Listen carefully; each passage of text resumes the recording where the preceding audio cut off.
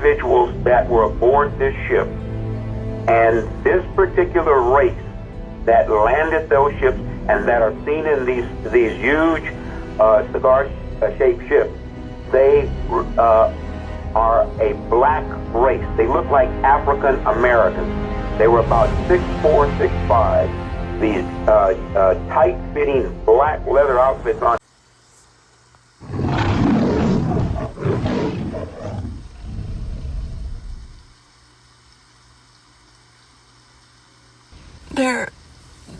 There just has to be a change, man. There really has to be a fucking change with this fucking election. I am so scared. I can't handle another 4 more years of this at all. 4 years ago, I had like 6-7 grand saved up in my savings account, and I was doing so good. My credit cards were like at almost zero. My credit was so good. I never was missing payments on like anything. I could go out, enjoy myself, do what I have to do. I didn't have to worry about groceries or gas or anything. Now, 4 years later, I have $50-something in my fucking savings account. All of my credit cards are like maxed out, if not like a few dollars close to being maxed out. I'm working double after double after double shift at my job, and I still cannot fucking afford anything. Call Allah, Allahayim Yahweh Bashim Yahushua Bashim Akwakwadash. This is your brother Shamash one. I want to give double honors to the apostles, bishops, and elders of GMS and affiliates alike who are preaching the true gospel, the good news of the kingdom in these last days. No other men on the earth can interpret the Bible the way it's meant to be interpreted through the Holy Spirit of Kwakwadash than those men. Shalom to the hopeful elect out there, scattered, speckled bird Israelites who look like the heathen physically in the flesh, but through the spirit, bear witness with our spirit that they are the children of the Most High. Shalom to you.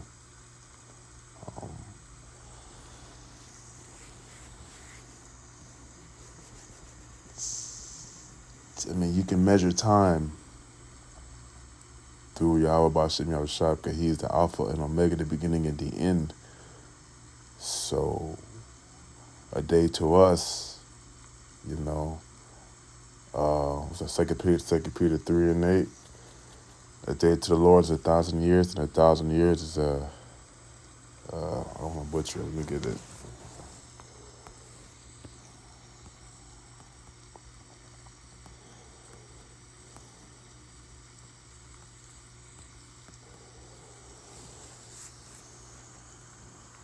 Second Peter 3 and 8. But beloved, be not ignorant of this one thing, that one day is with the Lord as 1,000 years, and 1,000 years as one day. So when you measure time, you have to measure it through the eyes of Yahweh Bashim Yahushai, high and intellectual, spiritual understanding. So the Edomite Shedamite on the screen is saying there was a time in her life where she was living comfortably. No problems in the world, strong and independent. Obviously, she's still not married yet. That's why she's making this video in the car. Probably headed to work or getting her nails done or Starbucks. But there was a time when she was at ease, at rest. But not like our people, though. Our people have been living from paycheck to paycheck for hundreds of years. Welfare, WIC, etc. So these curses are coming upon them, and they don't know what to do. This is Daniel 12 and 10.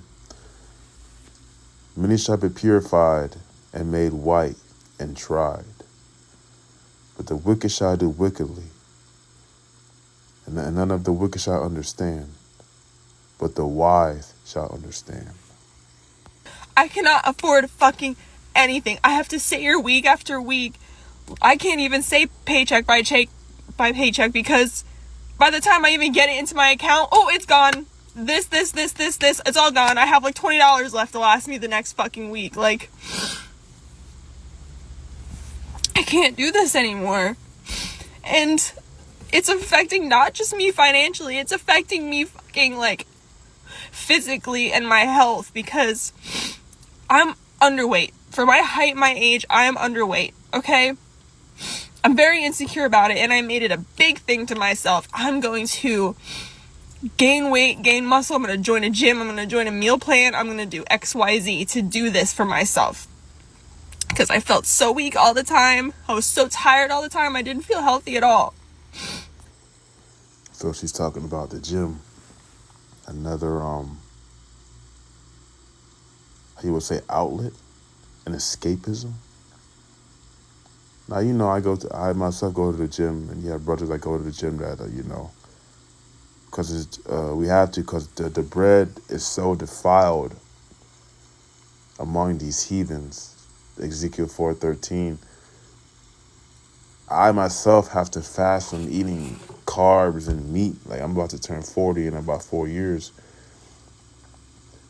And when I eat meat or carbs, I can feel my body being inflamed, like my body, like it blows up like a pillow. But when I'm eating fruits and veggies, pursuing Genesis 1:29, the Lord says, "It shall be meat for us to eat." My body, it gives me energy, yet I don't feel full. What's that verse? 2 Peter. First Peter, 2 Peter. Let's see here.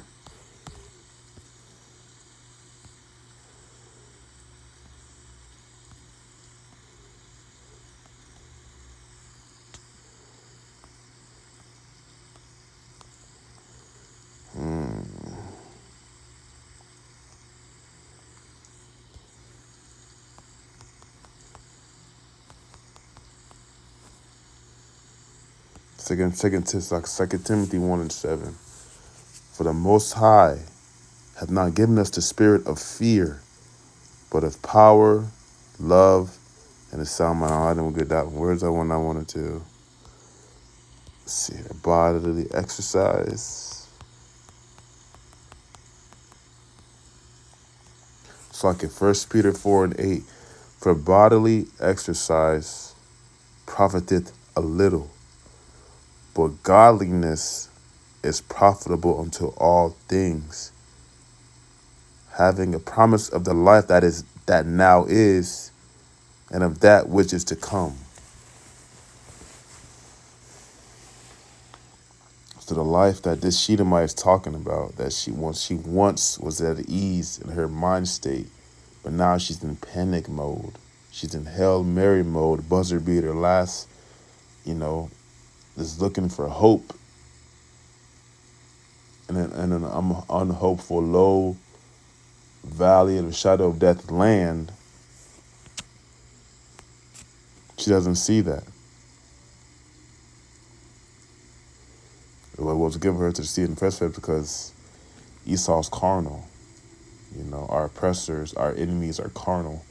They don't have hope like we do. The children of Judah and children of Israel, the 12 tribes. I managed to gain like 25 to 30 pounds, which was like the best thing on the fucking planet. And because now I can't afford a fucking gym membership, I can't afford the meal plans, let alone groceries at all. I can't afford to do these things that I need to do to keep up with that. I now lost that 30 fucking pounds. And I'm back to where I was at the beginning, and I feel like absolute fucking shit. Like, I don't know what to do anymore. I can't do this anymore. I have to ask my parents week after week after week for fucking money. And to top it all off, and why I'm crying, because usually I would just be stressed out about this, but today fucking broke me because I have student loans, fucking student loans, where I had to pay whatever, how much I owe, like $75, like last week, and I scheduled it to make sure it got there on time. It's still in fucking processing a week. Let's get, so she's going through it right now. Deuteronomy 30:7, which is one that's being brung out a lot now during these times of Esau's downfall, or oppressor's downfall. It's Deuteronomy 30:7. And the Lord, Yahweh, by Hashem Yahweh Shai, will put all these curses upon thine enemies, and on them that hate thee, which persecuted thee, right? Jim Crow, buck breaking, transatlantic slave trade, the worst slavery that's ever been known to man, right? Redlining, right? Teriyaki Trail of Tears, the Monroe Doctrine, institutionalized, racism, discrimination, right? All of these stumbling blocks or barriers, boundaries that have been put in place to block our people from reaching the pinnacle of our success in our oppressor's land. But this being your land is happening to you now, and you don't know what to do. You don't know where to go. And it's not an ugly Shedemite. It's a pretty basic Shedemite, you know. She could probably find a Brad out there, a beta Brad out there, but, you know, that whole, in the rebel community, the whole 80-20 rule, like, he has options. And if you're not like the top 8, 9, 10 of a Shedemite, or the best out there, you know, you're not, it's going to be Isaiah 4:1, you know, which is already happening now, carnally, because these women are all dating the same type of man, the high value man. But pretty soon it will transfer and go into the spiritual route, the spiritual. Because when that dollar runs out, and the day of that power, that people shall be willing, when the Lord gives these men of the Lord spiritual powers to feed people, to open up a trash can and pick out a old meal, right? And manipulate the elements and make a full course entree, fresh entree from this dumpster. Like, I'm talking clean out. Because you know when you open up a trash, there's food and there's maggots, right? With the spiritual power, we can control the elements, right? The same way Yahweh Shai walked on water, turned water to wine, healed a girl's ear, or actually brought a little girl back to life when those people were laughing at him, saying, and he told them that, nah, she's sleeping. And they mocked him, so he got so mad, he told them, get the fuck out. When Peter slashed the ear of that soldier, and with his hand, Yahweh Shai put it over the man's ear, and through the spiritual power of the Kwakwadash, manipulated the elements and brought his beard back and socket and brought his ear back, right? Because you know when you tear through that cartilage and blood, ain't no way for it to come out unless you get surgery. But with spiritual power that the Lord has, which he will give to his elected men, the 144,000 governors, rulers, kings of the universe in the near future, he was able to bring that ear back. That's the type of power that the men of the Lord are going to get in these last days. Jacob's trouble, a time of calamity, right? Let's see here. Keep it going. Later, and they're out here contacting me. You missed your payment, so you have to pay double now.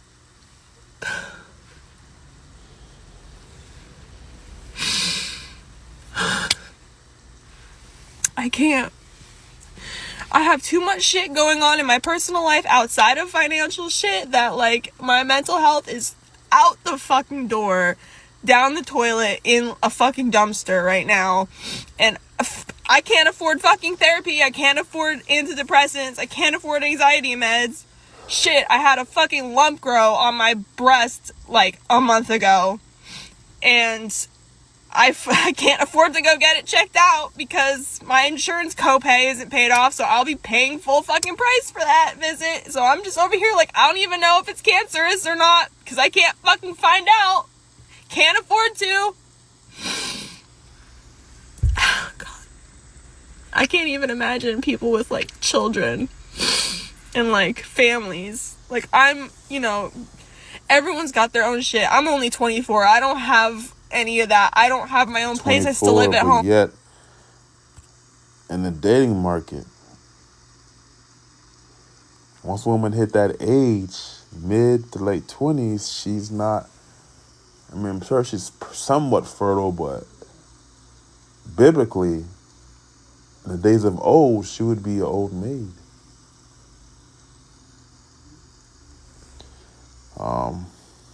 It's Lamentations 4. And let's get 21. See the blue letter.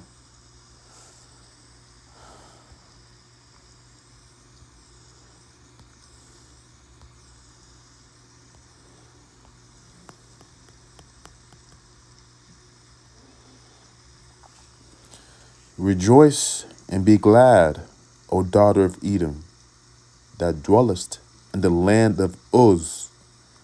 The cup also shall pass through unto thee. Thou shalt be drunken, and shalt make thyself naked. The punishment of thine iniquity is accomplished, O daughter of Zion. He will no more carry thee away into captivity. He will visit thine iniquity, O daughter of Edom. He will discover thy sins. So she's feeling the curses coming upon her and her nation. She doesn't see that it's happening as a whole to her whole people. And America will not be great again no matter who's in office. Trump, Biden, whoever.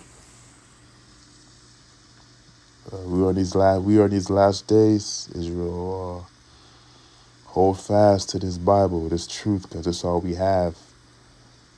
It's so easy the Lord could just sift you out and put that worldly spirit on you and you back into the world. Going on vacations, going out with your shorty, getting fresh lineups. What else? Going to the games, football games, the basketball games, celebrating these holidays, looking forward to a raise next year from your oppressor on the plantation. Like, he could put that spirit on you to go back into the world rather than seeing the spiritual side of it, like destruction, death, patience, long suffering. Looking in the mirror, seeing if I'm following the law, statutes, commandments to the best of my ability. Am I sober? Am I vigilant? Do I feel sorry for those sins I've done in the past? Am I still repeating the same sins I've been doing for, a couple of months and years? Am I still lustful, like licentious? Do I still get drunk when I drink? Do I still smoke dope? Am I still in the world and want to turn up and have the spirit of turning up? Those dopamine hits. That's the spiritual war that you have to face every day, especially if you're a man, and especially if you preach this word. Hold on tight, Israel.